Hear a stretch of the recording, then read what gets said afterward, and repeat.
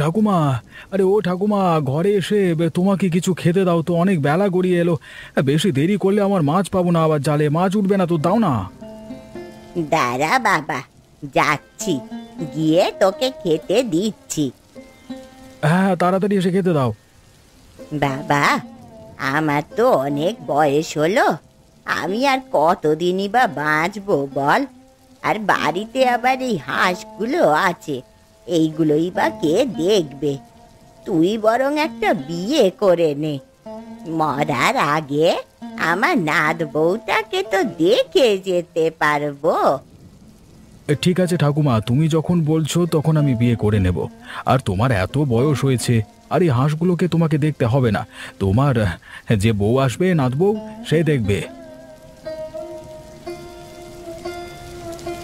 নে বাবা, তুই তাড়াতাড়ি খেয়ে নে, না হলে বেলা আবার গড়িয়ে গেলে আর মাছ পাবি না। হ্যাঁ ঠাকুমা, তুমি ঠিকই বলেছো। এই নাও ঠাকুমা, আমার খাওয়া হয়ে গেছে। আমি এখন তাহলে আসছি, আর তুমি তোমার খেয়াল রেখো। আচ্ছা বাবা, ঠিক আছে, তুই সাবধানে মাছ ধরিস। হ্যাঁ হ্যাঁ ঠাকুমা, তুমি চিন্তা করো না। আরে আসুন আসুন, আমার দোকানে আসুন, এসে গরম গরম স্পেশাল বিরিয়ানি খেয়ে যান। এইরকম বিরিয়ানি আর কোথাও পাবেন না, একমাত্র শুভজিতের দোকানে পাবেন। আসুন আসুন। সুজিত দা, বিরিয়ানির দাম এখন কত করে যাচ্ছে? এই তো মাত্র 120 টাকা করে। কি, 120 টাকা? সেটা কিনা তুমি মাত্র বলছো? এই তো আগের মাসে তুমি 100 টাকা করে বিরিয়ানি বিক্রি করতে, আবার এই মাসে 120 গেল। কি আর করব বলো শুভেন্দু, জিনিসপত্রের দাম দিন দিন যা বাড়ছে, 20 টাকা তো বাড়াতেই হবে, না হলে যে আমার লাভ থাকবে না। লাভ থাকবে না মানে? এইরকম এই বিরিয়ানি তো শহরেতে 50 টাকা করে পাওয়া যায়, আর তুমি কিনা 120 টাকা করে বিক্রি করছো, আবার বলছো লাভ থাকবে না। বোকা বানানোর জায়গা পাওনি নাকি? দেখ, তোর সাথে কথা বলবার মতো আমার সময় নেই। তোর যদি বিরিয়ানি নেবার ইচ্ছে থাকে নে, না হলে দোকান থেকে যা, দেখি ভাল লাগে না। দোকানের সামনে অযথা ভিড় করিস না, যা। ঠিক আছে ঠিক আছে, আমাকে দাও 2 প্লেট। কি আর করবো, 2 প্লেট বিরিয়ানি নেওয়ার জন্য তো আর শহরে যাওয়া যায় না। আমি কত টাকা হচ্ছে সুজিত দা? 2 প্লেট 240 টাকা। এই নাও তোমার টাকা। এত সব দাম নিচ্ছ কি করে, আর কি বলবো বলো দেখি। আরে দীনবন্ধু দাদু, হ্যাঁ অনেকদিন পরে মাথায় দেখছি যে, তা কি খবর? কি আর খবর হবে শুভেন্দু? হ্যাঁ, গরিব মানুষ, কষ্ট করে খেটে সংসার চালাতে হয়। বুড়ো হয়েছি, হাতে পায়ের জোরও সেরকম নেই। তাই এই দুদিন শরীরটা খারাপ লাগছিল বলে মাচাতে আসা হয়নি। আচ্ছা আচ্ছা, বুঝেছি। তা এখন শরীর ভালো আছে তো দাদু? হ্যাঁ রে প্রশান্ত, এখন আপাতত ঠিক আছে। দাদু জানো, এখন সুজিত গ্রামের লোককে যা করে লুটছে না, দেখে বিশ্বাসই করা যায় না। হ্যাঁ শুভেন্দু, আমিও শুনলাম যে শুভজিৎ নাকি সবাইকে লুটে খাচ্ছে। তা কি হয়েছে আমাকে একটু খুলে বলতো। জানো দাদু, গত মাসেই তার দোকানে বিরিয়ানির দাম ছিল 100 টাকা, কিন্তু এই মাসেই আবার দাম দাম করেছে 120 টাকা। এভাবে গ্রামের লোকেদের সুবিধে লুটে পড়ে খাচ্ছে। আমাদের মতো গরিব মানুষেরা যদি মাসে একদিন বিরিয়ানি খায়, তাহলে এই সারা মাসটা কষ্ট করে ডাল ভাত খেয়ে চালাতে হবে, তাই না? হ্যাঁ, গ্রামের লোকের টাকা মেরে ওই জন্যই তো এত বড় বাড়িটা করলো। আবার তো দেখছি রং করেছে, সবই এই ধান্দা থেকে পুষিয়ে নিচ্ছে। দাদু, আজকের মতো তাহলে আমি আসছি। হ্যাঁ হ্যাঁ, বাড়ি যা, সন্ধে তো হয়ে গেল, আমিও বাড়ির দিকে যাই।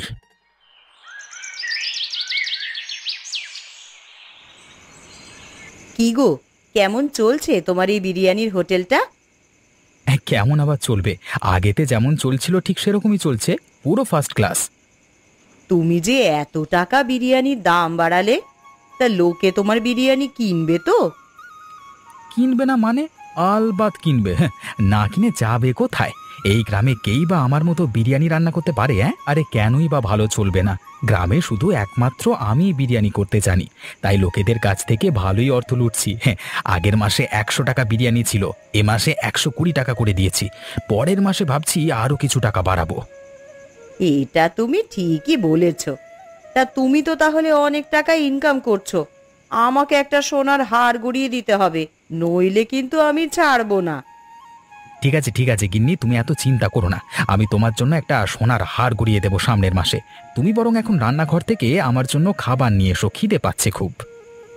আমি খাবার নিয়ে আসছি, তুমি নিচে মাদুরে বসো, আমি দিচ্ছি খাবার।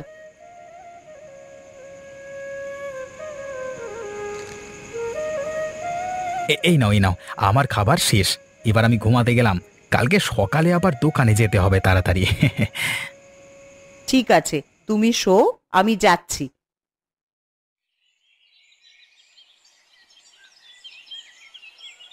এই নাও, তোমরা দুজনে মিলে খেয়ে নাও, আর খেয়ে কাজে যাও। প্রশান্ত, তুই বিয়ে করে আমাকে উদ্ধার করলি বাবা। আমি মারা যাওয়ার আগে আমার বৌমার মুখটা তো দেখে যেতে পারলাম, আর আমি মারা যাওয়ার পর আমার এই হাঁসগুলোকে ঠিকঠাক মতন দেখাশোনা করিস মা। ও ঠাকুমা, তুমি এইরকম কথা বলছো কেন? তোমার কিচ্ছু হবে না, আমরা আছি তো। আর হাঁসগুলো ঠিকঠাক ভাবে আমি যত্ন করেই রাখবো, তোমাকে অত চিন্তা করতে হবে না গো। গিন্নি, রোজ রোজ এই ডাল ভাত খেতে আর ভাল লাগে না। আজকে একটু বিরিয়ানি নিয়ে আসবো দোকান থেকে কিনে। হ্যাঁ, অনেকদিন বিরিয়ানি খাওয়া হয়নি। না না, তার কোনো দরকার নেই। বিরিয়ানির যা দাম, দোকান থেকে কেনার থেকে না কেনাই ভালো। আমাদের তো সাদা হাঁসগুলো আছে, তাই দিয়েই আজকে দুপুরে আমি বাড়িতে একটা নতুন পদ রেঁধে তোমাদেরকে খাওয়াবো। খেয়ে তোমরা বলবে কেমন হয়েছে। ঠিক আছে গিন্নি, তাহলে তাই হবে। নে বাবা, তুই তাড়াতাড়ি খেয়ে নে এখন, না হলে বেলা গড়িয়ে যাওয়ার পর নদীতে গেলে আর মাছ পাবি না। হ্যাঁ গো, ঠাকুমা ঠিকই বলছে, তুমি তাড়াতাড়ি খেয়ে নাও, খেয়ে নদীতে যাও মাছ ধরতে। আমার খাওয়া হয়ে গেছে গিন্নি, আমি বরং এই জালটাকে নিয়ে নদীর দিকে যাই। হ্যাঁ, গিয়ে দেখি মাছ পাওয়া যায় কিনা আজকে।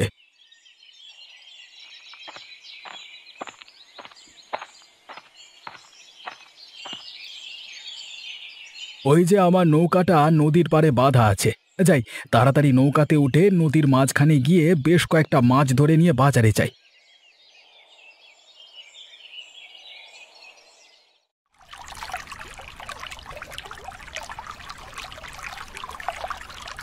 নিয়ে এবার প্রথমবারের মতো জালটা নদীতে ফেলে দেখি মাছ ওঠে কিনা।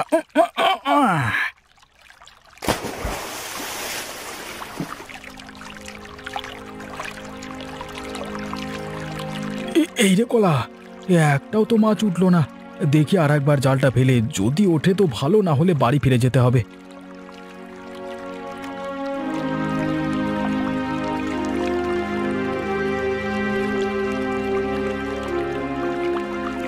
এই তো এবার দেখছি অনেকগুলো মাছ পড়েছে। যাই যাই, তাড়াতাড়ি বাজারের দিকে গিয়ে মাছগুলোকে বিক্রি করে আসি।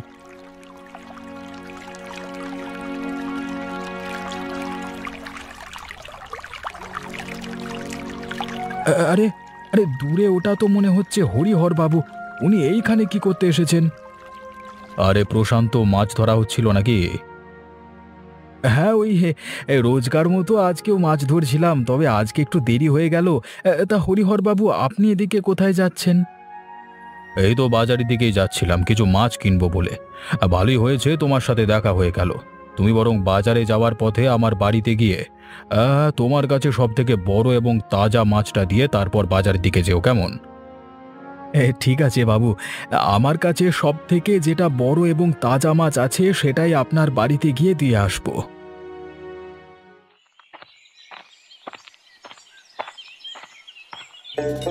আরে কি গো শুভজিৎ দা, তোমার দোকানে তো দেখছি প্রচুর ভিড়। তা কেমন চলছে বাজার? সব ঠিকঠাক আছে তো? হ্যাঁ রে প্রশান্ত, সব কিছু ঠিকঠাকই আছে। হ্যাঁ, ভালোই চলছে। তা তুই বিরিয়ানি নিবি নাকি? আমার দোকানের সামনে এসে দাঁড়ালি যে। আরে নেব বলেই তো তোমার দোকানের সামনে দাঁড়ালাম, কিন্তু তোমার দোকানে বিরিয়ানির দাম তো অনেক।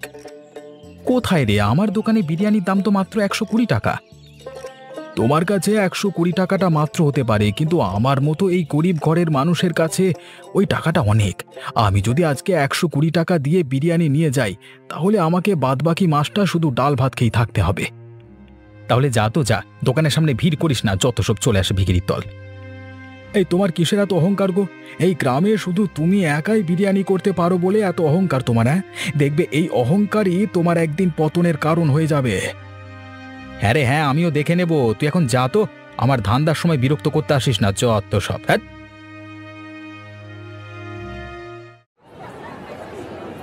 আসুন আসুন, আমার দোকানে আসুন, এসে বড় বড় তাজা মাছ নিয়ে যান। হ্যাঁ রে বাবা, আজকে মাছ নিয়ে বসতে এত দেরি করলি কেন? বাড়িতে কিছু সমস্যা হয়েছে নাকি? এই তো দাদু, দেখো না, আরে আসবার সময় হরিহরবাবুর সাথে দেখা হলো। উনি বললেন ওনার বাড়িতে একটা মাছ দিয়ে আসতে।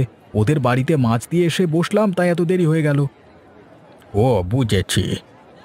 আরে প্রশান্ত, আজকে কত করে কিলো মাছ দিচ্ছিস?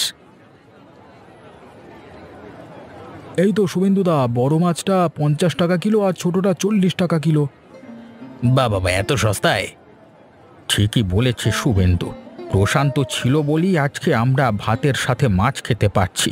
না হলে অন্য লোক হলে মাছের দামও হয়তো শুভজিতের মতো বাড়িয়ে দিত। সেসব বাদ দাও দাদু, তা তোমাদেরকে কতটা করে মাছ দেব? ওই 1-1.5 কিলো দে না। আমাকে ওই 500 গ্রাম মতো দে। ঠিক আছে দাদু, তোমরা দাঁড়াও, আমি দিচ্ছি। কত টাকা হচ্ছে প্রশান্ত আমার? এই তো তোমার 2 কিলো মাছের দাম 100 টাকা। আর আমার কত টাকা হয়েছে রে প্রশান্ত? তোমার 500 মাছের দাম হচ্ছে 25 টাকা। এই না তোর টাকা।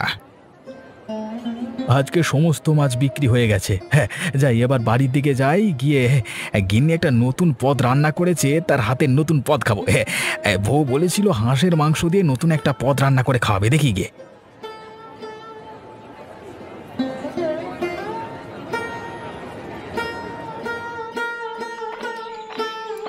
গিন্নি, আরে ও গিন্নি, বাইরে বেরিয়ে এসো।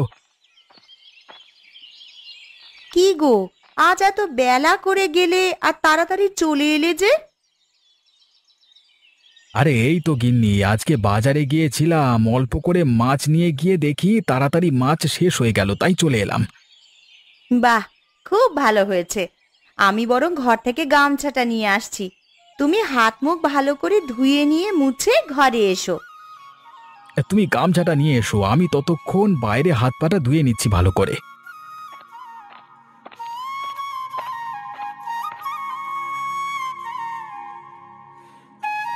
কি গো গিন্নি, তোমার রান্না করা হলো? আরে আজকে আবার একটা নতুন পদ রান্না করে খাওয়াবে বলেছিলে, মনে আছে তো? মনে আর থাকবে না?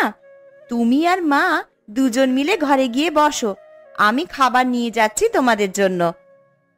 ঠিক আছে গিন্নি।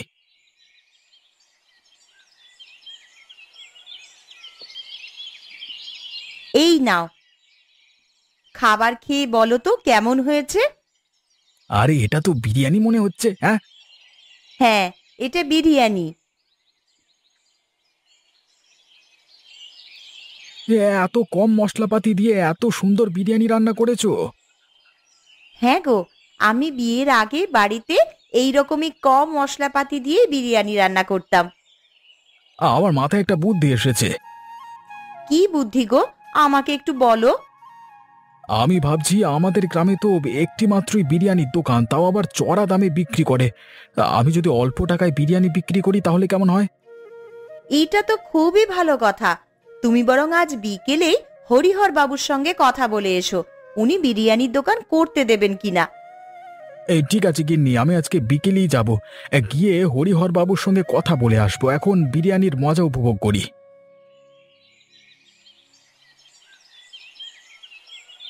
হরিহর বাবু, আরে ও হরিহর বাবু, বাড়িতে আছেন? আপনার সাথে একটু দরকার ছিল।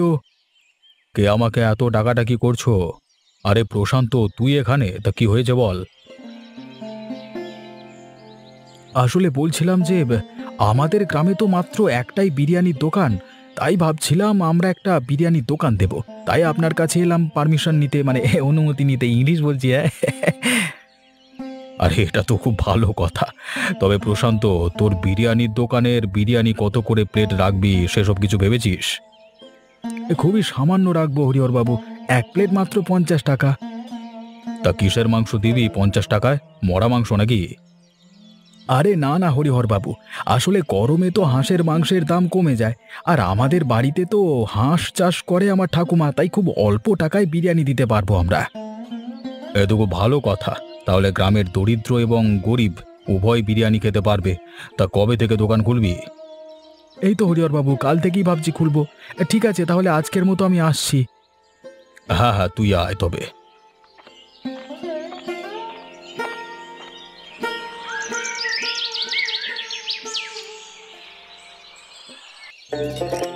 আরে আসুন আসুন, গরম গরম 1 প্লেট হাঁসের মাংসের বিরিয়ানি খেয়ে যান 50 টাকায়।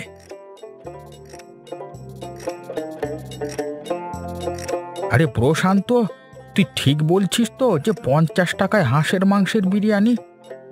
আরে হ্যাঁ গো, আমি ঠিকই বলছি, বিশ্বাস যদি না হয় খেয়ে দেখো। ঠিক আছে ঠিক আছে, আমাকে দে দেখি 1 প্লেট খেয়ে দেখি কেমন হয়েছে। হ্যাঁ দাদু, তুমি সামনে চেয়ারে বসো, আমি বিরিয়ানির প্লেটে নিয়ে তোমাকে দিয়ে আসছি, তবে একটু দেরি হবে, আমি একা তো। সে কোনো ব্যাপার না, তুই 50 টাকায় বিরিয়ানি খাওয়াচ্ছিস, সেটাই অনেক। এই নাও তোমার বিরিয়ানি।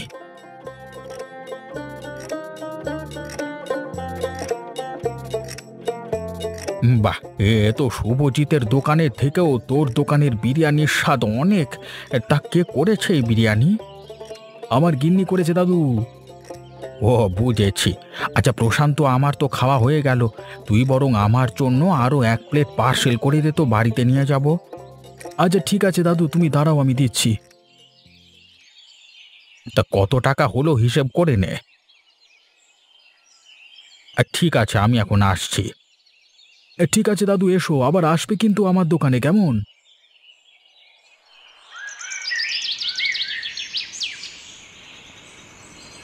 আরে কি গো, আজ এত তাড়াতাড়ি দোকান বন্ধ করে চলে এলে যে? কিছু হয়েছে নাকি? কিছু হয়েছে মানে সব শেষ হয়ে গেছে আমার। কেন গো, কি হয়েছে? তোমার আবার কি শেষ হয়ে গেল? আমায় একটু ভালো করে খুলে বলো না। আরে শোনো, আমি আজকে সকালে দোকানে গিয়ে দেখি প্রশান্ত আমার সামনে ও ঠাকুমাকে নিয়ে একটা বিরিয়ানির দোকান খুলেছে, আর সেটা হাঁসের মাংসের বিরিয়ানি, মানে 50 টাকায় বিক্রি করছে। সমস্ত লোক ওর বিরিয়ানি কিনছে, আমারে একটিও খরিদ্দার আসেনি। এখন আমি কি করব কিছু বুঝতে পারছি না। দেখলে তো, আমি তোমায় আগের দিনই বলেছিলাম না যে অত লোভ করা ভালো নয়? দেখলে তো, উপরওয়ালা ঠিক তার জবাব দিয়ে দিল। হ্যাঁ গো গিন্নি, আমার এতটা লোভ করা ঠিক হয়নি, আমি টাকার পেছনে একদম অন্ধ হয়ে গেছিলাম। এখন আমাকে বলে কিচ্ছু লাভ নেই, তুমি বরং একবার প্রশান্তর কাছে যাও, গিয়ে ওর সাথে কিছু কথাবার্তা বলো। ও যদি কিছু করতে পারে তো করবে। হ্যাঁ তুমি ঠিকই বলেছো, আমি আমি এক্ষুনি যাচ্ছি প্রশান্তর কাছে।